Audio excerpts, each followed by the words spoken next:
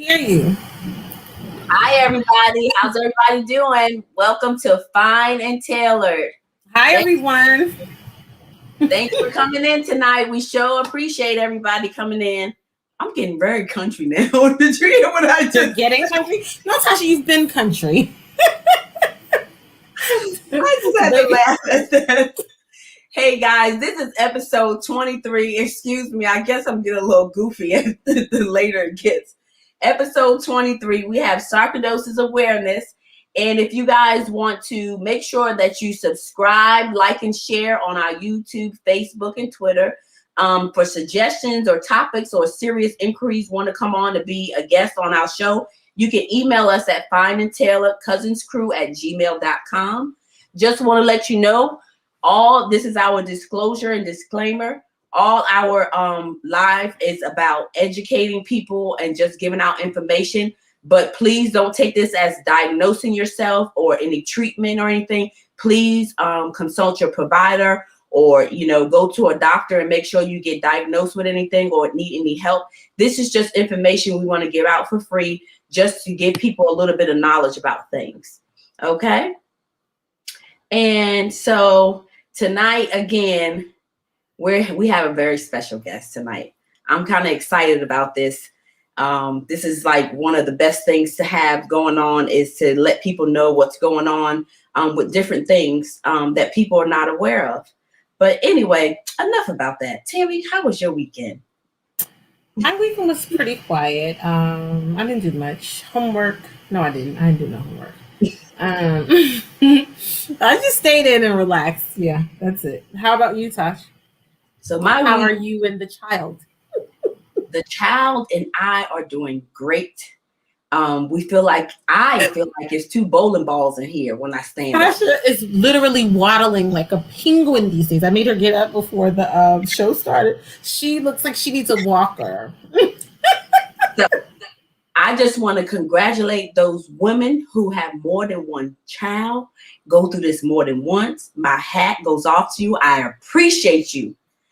Flourish in this world. How many did Miss Ruby have? 6. She's a trooper. You guys are Maddie stopped at 3. She knew that was it. Like she had 3 and that was it. I think this one has been written in my journal so much that I will remember. People say, no, you'll have another one. I'm like, no, don't think so. I'm good with this experience, and I thank God for it. That's what I do. Sasha's always asking me, you don't want? No. Every time I look, I'm like. But enough about that, guys. We always talk about this now because we're soon to deliver here. Very, very soon. Let me go into our guest here. Let's get a little information about her. Tammy, do you want? Well, I'll start reading. I can read if you don't want to. I know that's a little. I'll go for you. Thank you. You're welcome.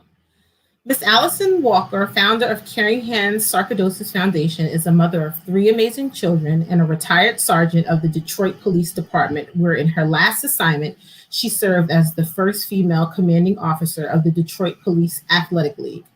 Allison was diagnosed in December of 1994 with Heerfordt syndrome, which is a rare manifestation of sarcoidosis.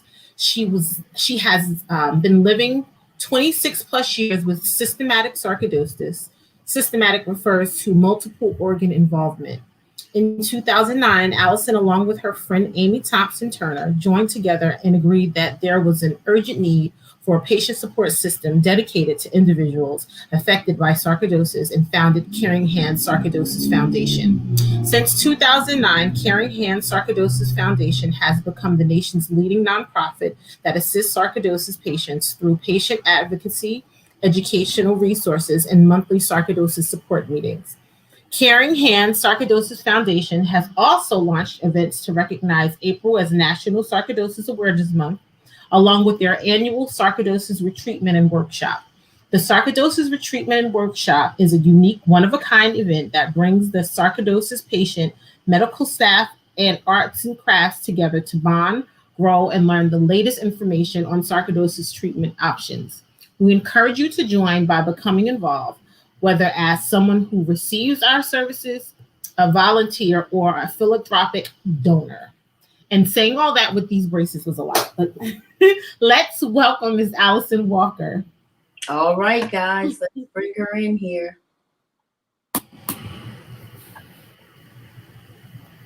Hi, Ms. Walker. Hello. Thank you so much for having me. Thank you for coming. Yes, we are very honored to have you on tonight. We appreciate everything. We definitely do. So You're we welcome. are. So that bio about you was a mouthful. So you were a police officer in Detroit. Yes, I was a sergeant with the Detroit Police Department. Yes. A sergeant at that. Well, thank you for your service and thank you for serving Detroit. And I'm pretty sure you had a lot of impact on other areas besides Detroit as well, being a sergeant. Yeah. We had always had connections with outside agencies, but you never know what a particular case or assignment will take you. So you just, embraced it and worked on with it. Yes, most definitely. Most definitely. So we are going to go into a little bit about what sarcoid is first, and then we're going to have you discuss a little bit about when you were diagnosed and some findings and some questions that we may have. Okay, so let me. Okay, wonderful. So we're going into what sarcoidosis is. It's an inflammation disease that affects multiple organs in the body, but mostly the lungs and lymphatic system. In people with sarcoidosis, abnormal masses or nodules called granulomas consist of inflamed tissues that form in certain organs of the body. These granulomas may alter the normal structure and possibly the function of the affected organ or organs. The growth mostly occurs in the lungs, lymph nodes, eyes, and skin. But also there are it actually can affect any part of your organs, anything. Symptoms vary depending on the organ's effect. Sarcoidosis often goes away on its own. Minimum treatment is needed in some cases. For some, it may last years and lead to organ damage. And from organ damage, of course, you need certain organs to live. It can lead to death as well. And all of that is true. So I know some individuals will get affected by sarcoidosis and it will go away without any problems. And some of us, it's a lifelong journey that we have been on, and it can affect any organ, and your symptoms will depend on which organs are involved. Right. Because those granulomas are actually, to be honest, I've been diagnosed with it since, probably over 20, maybe 25 years with sarcoidosis. I have pulmonary sarcoidosis actually, and I've had some episodes myself, but it have been maintaining it as possible as we can. Of course, it's actually in remission right now since I've been pregnant, which I heard that can occur, which is really so. I'm just like, okay, all this is worth it. I'm having right from that. Enjoy it. So but you have to be very careful after you deliver, though. Make sure you rest and eat well, and just let your doctor know if anything new comes up. Yes, ma'am. That is correct. That is correct, actually. So, Ms. Allison, tell me, so you got diagnosed in 2009, is that correct? No, 1994. So it's been 26 years for me. 26 years. Wow. Yeah. So tell me a little bit how that got started, if you don't mind, how it led up to you actually finding out like some of the symptoms or even knowing to even go to the doctor. Because I've actually never met anybody who had the type of sarcoid that affects that is affecting you right now. So this actually is an eye opener for me. Right. Well, mine kind of started off almost like everyone else. Right after my second child in 91, I got these red quarter-sized nodules on my knees to my feet, and they would itch, and couldn't get rid of them. Tried every lotion, and so finally, they kind of subsided. The quarter-sized nodules were there, but they weren't itching like they were. Well, I had a 2 baby stroller, So every time I put the babies in the stroller, I would sprain my wrist. And I'm like, what's going on here? So then I had my son in 93. Every time I would open a squad door, I would break a finger. And I'm like, why are all these bones breaking like this? So finally in 94, I started losing my eyesight. And I had facial paralysis, kept a fever. So I drove to the hospital after work and I was sitting in the room. So this young guy came in and I was like, oh, here we go. I'm going to have to explain everything to this man. So he's looking and he says, well, how long you have the fever? I said, oh, maybe about a month or so. Every day, never went away. And I said, I can't hardly see you. And he said, well, what else is going on? I said, I got these nodules on my legs. He said, let me see them. I said, okay, you going to give me a gown? I said, forget it. I had 3 kids. I don't care. I took my clothes off and he's looking. He says, you know what? I know exactly what you have. I'll be right back. I'm like, okay. Right. Girl, he came back in with all these old doctors with those lights on their heads. And I'm going, oh, I'm in trouble. I don't know what's going to happen. But when old folks come in with lights on their foreheads, we got some problems. Yeah. So they were looking. But he had just read it he was a young intern. And he had just read about sarcoidosis in one of their journals that they were doing. So all those symptoms of Heerfordt syndrome were in there. And I didn't have to wait like years and years and years for everybody, like normal people, to get diagnosed. They sent me right up to ophthalmology to really kind of work on my eyesight more than everything else. So that's where the journey began. Okay. So that's basically the gist of anything. But in what state were you in then? Michigan. I've always been in Michigan. Always been in Michigan. Okay. Mm-hmm. So Michigan, they have a lot of resources out there for people? We do. We have 2 good hospitals that have multiple sarcoidosis specialists in it, from pulmonary to rheumatory. So all the specialties that you would need depending on your organ, we have specialists here. So we've been kind of blessed here in Michigan to where we don't have to go to outside states for treatments. Because a lot of people do. Yeah. As I can tell you, here in North Carolina, it's not a lot of support for sarcoidosis. So I know in Virginia, where I used to live, I had a lot more support there from VCU facility. Right. Yeah. So there's not a lot in different states. And that's another reason why people are trying to get this out, to let people know. And this doesn't just affect one race. It does affect different races, but it is higher in African Americans as well. So people do need to know about this as well. And then go ahead. And mostly in childbearing ages too for the Black females. That's really when it will appear. Right. And what about the Black male? Well, Black males, it's kind of hard to get them to talk about it.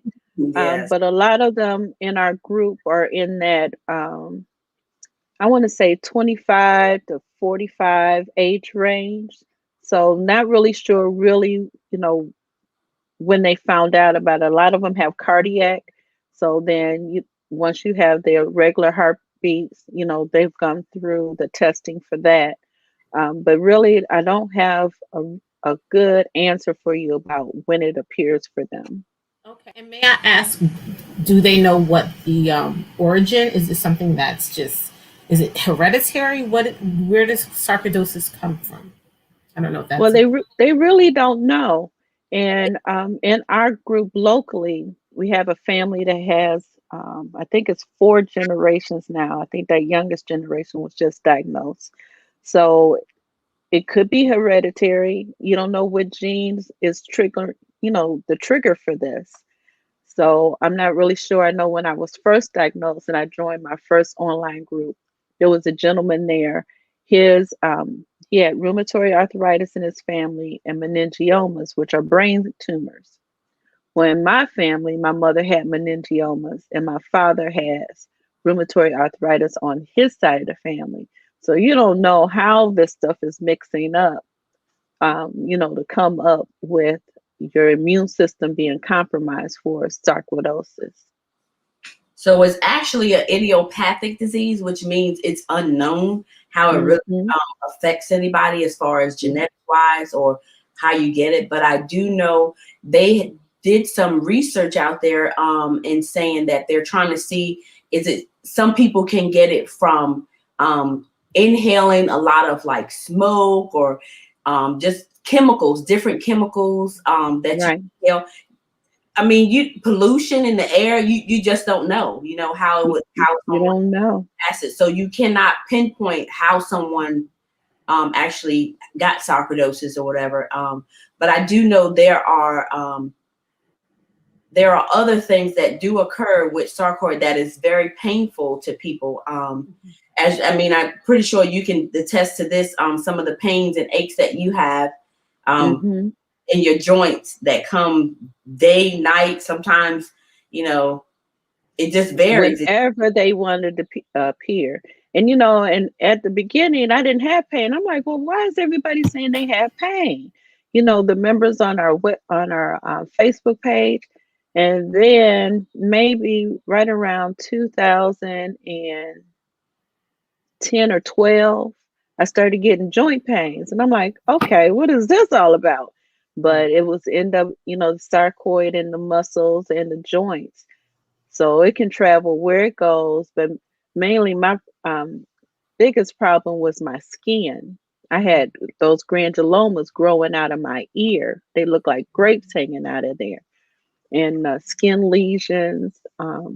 So the Remicade that they put me on, which is an infusion, really cleared up the skin immediately. It didn't do too much for the joint pain, but the lesions cleared up. So, I take that as a plus. So keep giving me the Remicade because that was horrible. When you first started, you said sometimes it can go away. Yeah, there's some people that have the initial presentation, they may have a little bit of prednisone or whatever, treatment plan they have, and they don't have any more problems with it. So they don't know what causes some people to have it all the time, chronically, or the ones that are blessed enough to have it go away and not have to deal with it anymore. Right. I know personally, I was probably in my early 20s then, like 21, I think it was. And I had this cough. Well, I thought I had a cold. So I had a cold that I thought I had a cold for weeks and weeks and weeks and weeks. And so eventually this cough just kept getting drier and drier. And I kept coughing more and coughing more. And I was like, okay, I guess I need to go to the doctor now because I thought it was a cold and it was going away. So probably about 3 weeks after having this cough, I was like, okay. Went to the doctor, of course. They were like, did a chest x-ray. With the chest x-ray, they said, you need to go get a CT scan. So I went and got a CT scan. And of course, I got the scare that I had lung cancer. Yeah, almost everybody's told that. I got the scare that I had lung cancer. And so for me, that word cancer just hit a knot in my early 20s. And I was just like, really? I was like, okay, God, I got a test. I got to get through it. But of course, me not being the person that I am, I need to know a little bit more and research. So I went to another doctor at VCU, and I went and saw a lung specialist there, and he did the scan again. And he was like, this is not lung cancer. You don't have lung cancer. And he was asking me a little bit of questions. And so when it came about, he was asking me, do I have certain areas of other, like, do I have any knots anywhere or different things? And, I did feel little knots on my forearm and one on my neck. But, I didn't think nothing of it. I was thinking, maybe I had a scar or scratch or something under there. And you were 21. So, like, right. You don't pay attention to those things at 21. Absolutely not. So he was like, well, we may have to do a bronchoscopy. I was like, whoa, what is that? Because at that time, I wasn't a nurse then. I was like, what do you mean, the bronchoscopy? What does that entail? So when he told me that they would go into my lungs and take biopsy, I was like, that don't sound good. I was like, I don't know about you doing that. I was like, Right. wait a minute, it's going too fast. And so at that time, he was asking more questions, and I let him, he touched my skin and he touched my neck. He said, I know what you have. And I was like, what is it? And he said, sarcoidosis. And I said, what is that? He was like, do you feel those knots on your forearm? And he's like, do they get big and itchy sometimes? I said, yeah, but I thought maybe I ran into a bush or an itching, rash or something as a kid. So I didn't, I didn't know. And at that time, I actually was a forest firefighter at the age of 20. I was a forest firefighter at the age 18 through 21 actually. And so I'm thinking everybody else, when we was fighting forests and everybody else had poison ivy, I didn't get it, but I still had this itch on my forearm, but I didn't think I had poison ivy because we put stuff on it and go away. And so he was just like, yeah, you have it. He's like feeling the knots and the nodules that I felt. And he was like, you do. He was like, so we don't have to do the bronch unless, we feel furthermore. And I was like, no, we good. We're good from here. I said, I believe you. And so, of course, that made me get into more research and find out. So, I just kind of make sure that I started eating better. I got rid of eating pork, beef. I was all into fruits, vegetables. I was just like, okay, I'm going to eat better. Maybe it came from that. Like he said, there's no rhyme or reason for it. Right. And there's not, because when I was diagnosed, there was 5 of us females diagnosed almost at the same time in the police department. And come to find out now, there's more women that have sarcoid that were on the Detroit Police Department. So, I know there's got to be some environmental triggers, but you just don't know what it is. I'm currently in school doing a PhD program, taking classes in a PhD program, the particular class that I have this semester is called Race, Place, and Space. And a few weeks ago, we talked about environmental racism, and they talked about Cantor Valley and the different things that go on in our neighborhoods, the food deserts, the things that just happen naturally in inner city and urban areas where they're densely populated. And you never think about racism from an environmental standpoint, but they get us on a different angle. And it is true. It is true. So when you say that, I'm like, we know that Detroit was an industrious place at some point in time, right? It was it was the car manufacturing city. So who knows what type of chemicals may have been in the air. That's really interesting. I mean, that's even worth researching, Right, because I know one of the precincts, the 9th precinct, they said was built on top of an old paint factory that has something to do with the cars. And then down by the bridge to Belle Isle, there's a big, now I'm not sure what was Uniroyal maybe. I'm not really sure what company has things that was buried right there by the bridge. So, we've all traveled through Detroit, and there's multiple buildings on top of old buildings on top of old buildings. So you don't really know what's buried where. You're not that far from Flint as well, correct? Yeah, not that far, but luckily, well, you don't never know what's going to be the outcome of that, because that's just a hot mess. Totally, which became, it was an egotistical war between 2 politicians. When I read that, I was like, I read this last semester. So anything that comes across my screen with Flint, I'm in it. Like, wow. Yeah, that was a hot mess. Totally. Right. And, and we collected all this water. We took bottled water up there. They wouldn't accept it. At the water distribution centers, we had to find a church that was open that would take this water so they could at least give it to their church members. Why wouldn't they take the water? It was bottled water? Yeah, it was bottled water, still wrapped up in the case from the store. That's interesting. Now, you're giving away water. And maybe, they don't know if you tampered with it, but you know what? But at this point, y'all been letting the folks drink it. It wasn't until 12 people died that y'all even cared that it was existing. So Right. So you still don't know what the outcome of that water situation, but it could have been handled a lot better. I'm sure. I'm sure.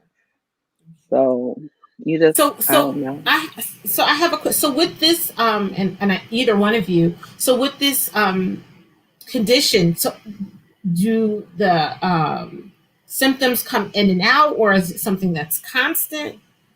How does it go? So do you always have lesions, Miss Allison, or is this something that come and go? And what is it that your foundation or your support system, the company or the nonprofit that you started, what is it that you all do to support those who have sarcoidosis?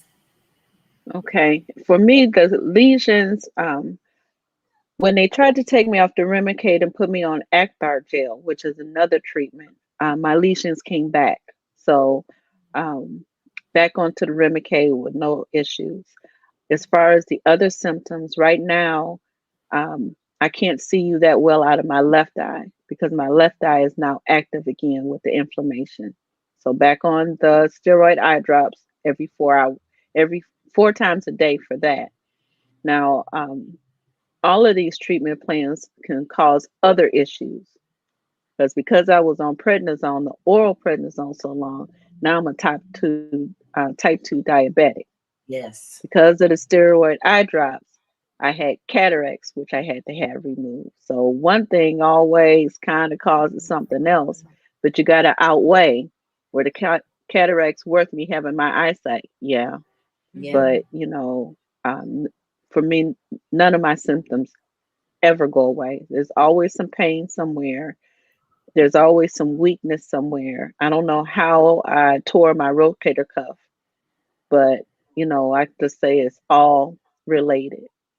So as far as our nonprofit in 2008, I had to go on disability because of my eyesight. So started it with Amy. She had, and that's the family who's got like 4 generations of people with sarcoid.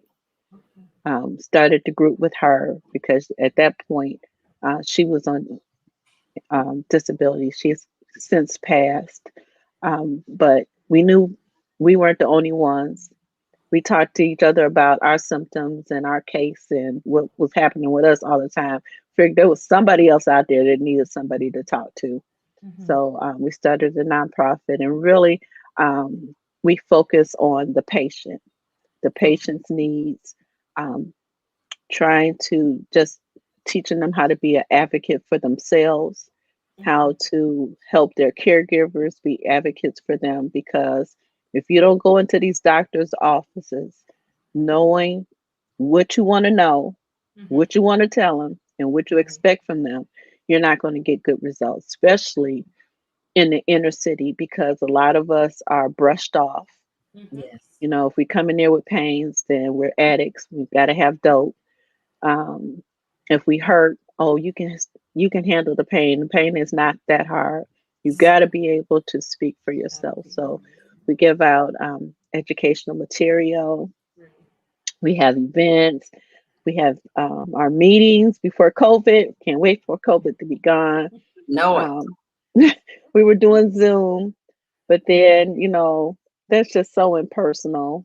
I Yeah, just it gets love to to be see a bit people in much. person. So we Mm-hmm. might do a Zoom before the month is out. But really, I'm a hugger. We hug all the time because everybody needs a hug. So I can't hug Right. anybody. So I'm just all disconnected. But we have our sarcoidosis retreat and workshop every year. It's a wonderful event, maybe about 25 to 30 people. We have medical professionals, and we just sit down and talk to each other and do arts and crafts because arts is a connector of everybody. You may not be an artist, but you'll be a painter by the time you're done. You can do some sand art. You can do all kind of stuff, especially when you're sitting around with like minds. Sharing Right. experiences, learning information. Neurologists have come in, pulmonary doctors, even had a yoga instructor trying to teach us how to breathe. So it's just a wonderful experience. So, you know, when I was first diagnosed on my online group, there was a lady on there who didn't have toilet paper. She didn't have the basic necessities because she didn't have any money. She didn't have nobody to help her. And I said, you know what? I might not be able to go to work and work on the police department, but I can still sure help somebody get something that they need. You know, even if 25, if I can't do nothing but collect $30 and give you a $30 gift card, you can get what you need. So that's what really the fuel behind Caring Hands is about patients and what their needs are. And so just speaking about your Caring Hands, this actually is Allison's photo that she has on her Facebook page. So you guys can follow her if you want to on Allison Walker on Facebook.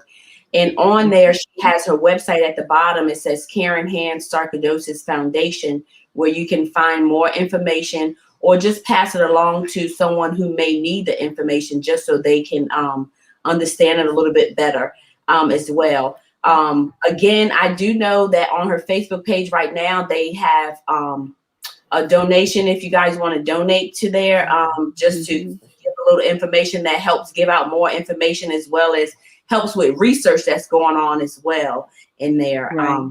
So I was trying to share your page here, but I'm trying to figure out how to share this page. Let's see if I can get to it. Let's try to share this. I want to share my screen. And while you're doing that, we have two Facebook pages. We have a group, Caring Hands Sarcoidosis Foundation Family, and we have our nonprofit page, Caring Hands Sarcoidosis Foundation. And they can always go to our website, which is Sarcoid Network, and it's SARCOID network.org. And they have all our contact and donation information on there. You said Sarcoid Network? SarcoidNetwork.org is our website. I'm trying to pull that up. Okay, so let me go back to this. I'm going to share this screen. I hope everybody can see this. This is her website, so you can get more information here. Now that's my personal page. This is her yeah. If you go to Caring Hands Sarcoidosis Family, that'll be our group page. Okay, here we go. All right, guys, here we go. All right, so this is actually the Caring Hands Sarcoidosis Foundation. Hope you guys can see the screen. I'm just trying to make sure you can be able to go on here and actually, you know, view some of the things and share. As you can see, this is the website right here. I will copy this link and put it in the box if you guys want to go. And as you can tell, she has all these wonderful pictures of beautiful faces of sarcoidosis. Actually, it is fabulous how they actually volunteer and let their faces be known that, hey, this is awareness. I want to talk about it, you know? Yeah, and just to let people know we're real people. It's just not a disease that you've never heard of. You can't spell it, you can't say it. You know, real people are living with this illness, and we need to let the rare community know that we're here. Yes, we are. And just going back, okay, I should stop sharing that. Just want to go into also just to let people know, this is also some of the pain that people have with sarcoid that's in different joints. I know people talk about weight gain and being fatigued and different things like that, but this is just some of the issues that people have with sarcoid, and not many people talk about them. You know, I definitely just some of them.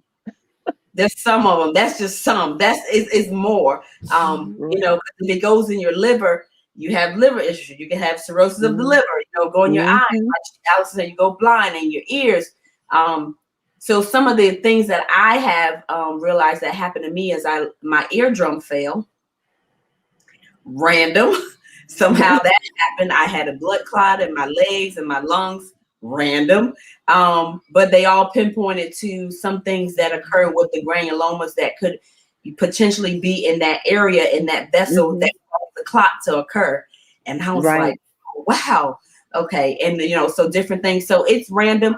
And just want to let people know, just because I don't look sick doesn't mean I'm not fighting to survive.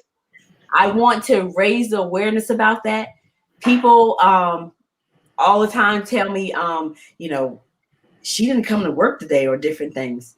Just because I don't look sick doesn't mean that I'm feeling sick. Exactly. Because look at us. Do we look like we've been living with this for 20-something years? Right. Get out of here. 20-something years. But when you look at our medical records, if you look at our x-rays, our blood work, I had a doctor come in the room, and it was the first time I met her. I couldn't get in with my PCP, so she took her place. And she came in the room, and she looked at me, and she went on back out the room. Then she came, Ms. Walker? I said, yes, ma'am. She said, I thought you were going to be in the wheelchair. She said, I did not know you would be sitting in this chair looking at me. Now, isn't that something? Mm-hmm. She read my record. I said, honey, I wish, no, they're going to put that in the universe. I said, but I could have got around quicker. Yeah. Had I been anymore. But you don't judge a book by its cover. You don't know what people are going through. I think people who have it, a personal friend of mine has it, and he battles with his eyes. And when you said your eyes, he has to get shots in his eyes, like literally. And yeah, it's been, that's no joke. Mm-hmm.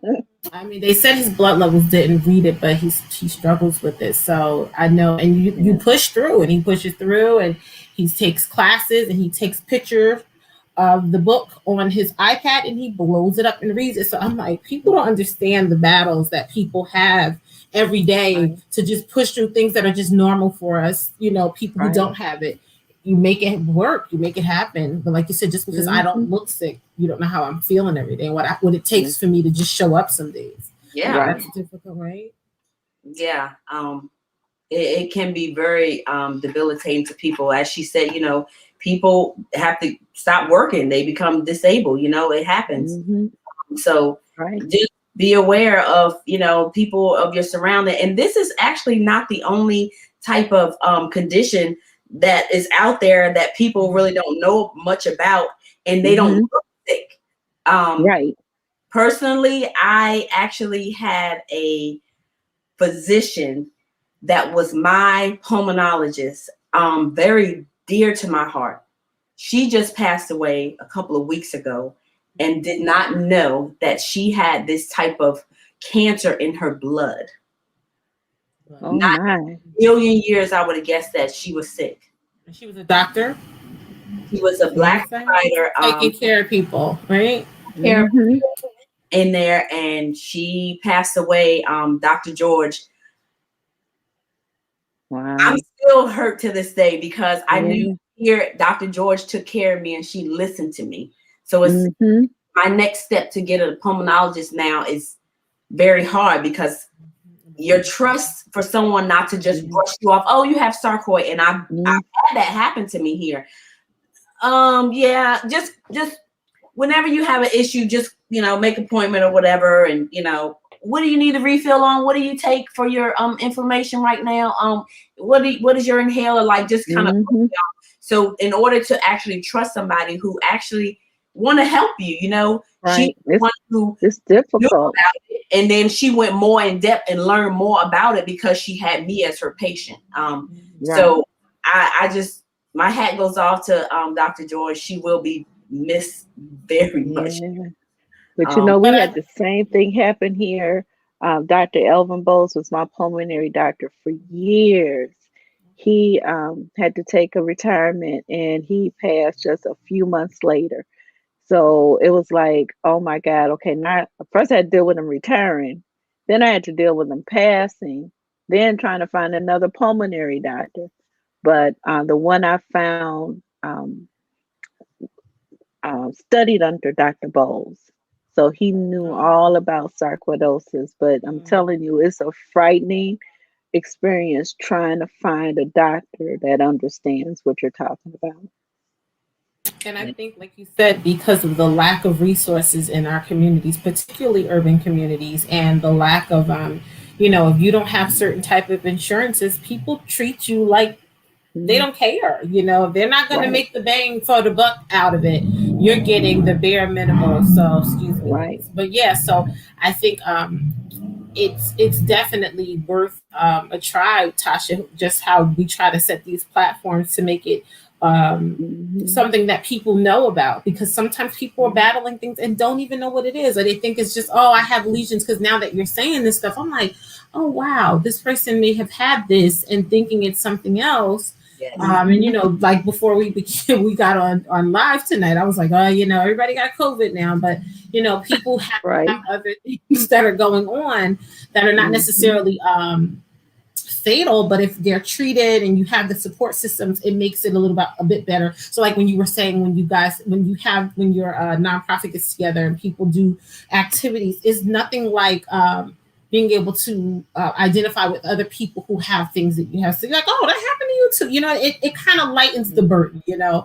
So I think it's worth understanding that these are things that have to be brought forward to our communities, because like we talked about autism, they're fast to say, oh, he needs a beating, or he's slow, or is he no, this is really a something that children have that has to be treated. And if they don't get the right treatment early in life, it spins off and other things are missed. So I think medicine saying they're a bad child. Right. So I think I really do say hats off to both of you all for your transparency, because you may have, someone may see this 2 months from now, like, oh, well, let me go to a doctor and see what this is, So I think that's worth knowing. Yeah, and it's all about having compassion, having a little bit more kindness. And, just to let everybody know that at our meetings, our advice to patients is always to keep a journal. Keep a journal of how you're feeling, when you get these symptoms. Is it when the seasons change? Is it when you're doing certain activities? And especially when they give you this medication, how is the medication making you feel? And when you write it down, because we all go to the doctors and we forget everything that has happened. And by the time you leave, you remember all your questions. Write the questions down and take this book with you. And if your doctor doesn't at least attempt to listen to you, then it's okay to get a new doctor. The doctor may be good, but it may not be good for you. And there's plenty of doctors out there that at least are willing to learn about sarcoidosis. They are. So, and then this medication is so expensive. Those inhalers are crazy. Yes. The But eye drops. Those eye drops they're very expensive. But a lot of these pharmaceutical companies can get you on a grant, so you can go that direction, or talk to your doctor, because they have samples. They can give you bags of samples. They got drawers worth of samples all over the place. So don't ever be discouraged about not having insurance, because in the meantime, they can use that until you can get together financially. Good to know. Good to know. Didn't know that they had grants out there. That's pretty cool. I didn't either. That's worth knowing, right? So that's how my Remicade started. I was my Medicare and all of that hadn't kicked in yet, but Johnson & Johnson, I think it was Johnson & Johnson, they had a grant for the Remicade, so that's how mine got started. Wow. So guys, just make sure you pay attention, like she said, do a journal. So that's some advice that she would give to someone who actually is newly diagnosed with sarcoidosis, or even just having symptoms and you haven't been diagnosed with sarcoid, because they can misdiagnose you. Everything's not 100%. But just writing your stuff down, and anything that you're having, just take a note of it and be abreast, because we can forget things and not even think about it, or just forget to ask the doctor something as well. Right. But like Allison was saying, there are so many doctors out there that once, they want to learn different things and they want to read more about it and go into depth and actually do research about it. So just make sure you follow up with those doctors and, be an advocate for yourself, or be an advocate for somebody else. That's always the best thing to do. I mean, I know I've been consulting with family members for a while now, in anything. If they have a family member going to the hospital or a doctor's office or anything, that's my passion. I've always been that way, that I just I will get on the phone with you. I will get on the phone with the doctor, and I'll be that third ear, that fourth ear, that second. And I will ask the doctors these questions that you may not understand, or if you don't understand something, that I will ask them to break it down, or either I will break it down and just make sure that it's verified by the provider.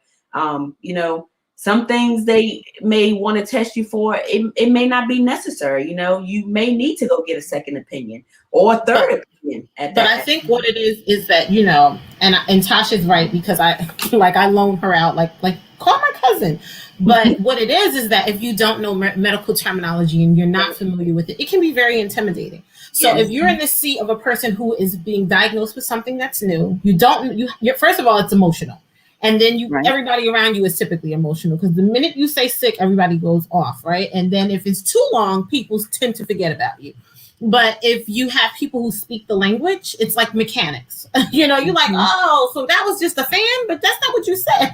So you always need that person, right, who can break it down in layman terms to say, oh, okay, and do I have options? So I think that's something, and I always tell Tasha, that's a business. Because people need to know what it is. And I mean, I'm not about like trying to, but you can monetize the simplest of gifts. Like, what is it that you can speak to? Because if I'm in the hospital and you're actually talking to the doctor and he's saying something medical, and you can break it down in layman's terms, I'm a little bit more comfortable, right? But I think both of you said something. Allison, you said about the journaling and taking notes and noticing the differences, changes in your body during the season. And then Tasha James came on and said something about research. That's how research is done, by people who are actually experiencing something, and you give them the experiences, and then they say, okay, so there may be a connection between this. Like Allison and I were saying, okay, it may be something environmental, because we know what happened in Detroit and we know what happened in urban neighborhoods. So, and Tasha, if I'm not mistaken, didn't you say it's more common amongst Black people, right? Right. So that's how research is. African Americans in the U.S. But in China, it's mostly men. So it kind of depends on what region where you are. Okay. Yeah, but thank you definitely for sharing that information. But it's interesting, because I've never heard of it until about 2 or 3 years ago, when my friend was diagnosed, and I'm like, oh, right. Getting shots in the eye, like that sounds like a needle in your eye. Been there, done that. Been there, done that. That is wow. Yeah. So just pay attention to your body. Like we did a couple of episodes way back, self-care is very important. You know, get yourself checked out. You know, live each day and each moment as it's your last. You know, enjoy life. Don't always stress about a lot of things, because stress can bring on a lot of things too. You know, so be joyful. You know, enjoy each day. Get some vitamin D. Go outside and get real vitamin D from the sun. They're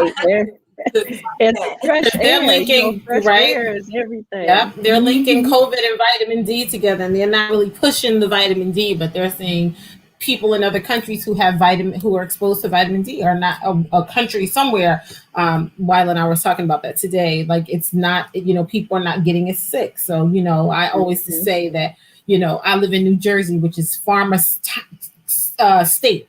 You know, the United States has always had something with big pharma, you know, and they were making all this money off of HIV, and it's no longer, right? So now they need something new. So they will pump you up with a lot of things. And God literally made the earth with natural resources that before they had pharmaceutical companies that, you know, and rest means a lot. You know, I know my friend who battles with some of the sarcoidosis with the symptoms, like, you know, you need rest. You know, sometimes you put those TVs away. If you sleep, go to bed early. Try it. It helps, you know. Yeah, it's a rest. And whatever brings you joy. If it's just sitting in the shower for extra 10 minutes, you know, whatever makes you happy, do it. Because this, you know, all the stress we're under now, you just need to separate yourself from it as much as you can. Yes, definitely. Turn that TV off sometimes. That thing is dangerous. The phone, turn that off sometimes. Don't take it in your bed with you. Plug it up and put it away. Tasha. Okay, now Tasha, you're going too far. Go get a massage. You know, the new phones tell you how many hours you've been on the phone. I'm like, this is a shame. Yes. 24 hours a day. I looked at this phone for 13 hours. I'm going to be blind. So, yeah, you're right, though, Tosh. You're right. And just thinking about, you know, taking care of your health and trying to eat better. And I know on my Facebook page is James and Tasha Dawkins. If you guys go on there, you will see that I have been doing a lot of research now on foods. Did not know that some milk have carcinogen in it, which is a type of agent that causes cancer. So look at your milk. This is just a health tip that I'm giving you right now, because we normally do a health tip or a fashion tip. And my health tip is check your milk and see if your milk has carcinogen, cargenic. And if it does, you might want to stop drinking that milk. Wow. The US let all these chemicals in our foods, but if you go to the UK, it's totally different. They don't allow certain products and certain ingredients into their foods. They won't allow it. And there's other sugary drinks that have, Jonathan told me this, those high sugary drinks that has high fructose. I was like, it's cancer causing agents. It's not good. And not only that, that makes you want it. It's an agent that makes you crave for it. Right. Just like a drug. Right. So just try some good old water with lemon or some fruit in it. That's where I'm at. That's what I do a lot. So just get a juicer and juice, you know, your fruits and vegetables. Mix up, make it. But I challenge you, go look at your milk. Sasha, you've been good, and Ray does it as well. You guys are good about posting those food tips, which is interesting. I try my best to. If I learn something, I like to give it out to everybody. But you guys, we're at the top of the hour, like 52 minutes into it. See how fast I went, Miss Allison? That hour went by so quickly. It went by so fast. Well, I'm just so thankful that able to get the information out for sarcoidosis awareness, especially during April Sarcoidosis Awareness Month. Thank you so much. Well, thank you for your transparency, because sharing, you know, about your physical illnesses can be very intimidating to some people, and some people just don't want to share it. But thank you for sharing, because it will save a life. Somebody will see this and say, hey, or a friend or a family member, or even themselves may have been battling with some things and didn't quite know what it was, and now they can go and ask the doctor for, you know, proper testing. Yeah, right. And they can reach out to us anytime. They just go right to our website, sarcoid-network.org, and send us a message. Yes, it's at the bottom of the screen, you guys. So again, you can go to that website and you know, have your questions answered, or even just be a support, you know, just to be there and learn more about it, to give it out to other people that may be in your community. Start an organization in your town or your state. You just never know. But I like to tell you guys, thank you for watching. We so appreciate everybody for everything that they have done. Don't forget to subscribe, like, and share on YouTube and Facebook. Bring a friend on one Monday night. You know, we air every Monday at 8 p.m. Eastern Standard Time. Bring someone on. If you want to learn more about different things, or have a topic you want us to discuss or bring you on, email us. We're at FineAndTaylored@gmail.com. Again, so drop it in the box, in the email, drop it on the comment section. We'll gladly have you on and share this information. But thank you for all the love and support. Tammy, you have anything? No. All right, everybody. You have been fine and Taylor. Have a great night, everybody. Have a good one. Thank you for chiming in. Bye-bye.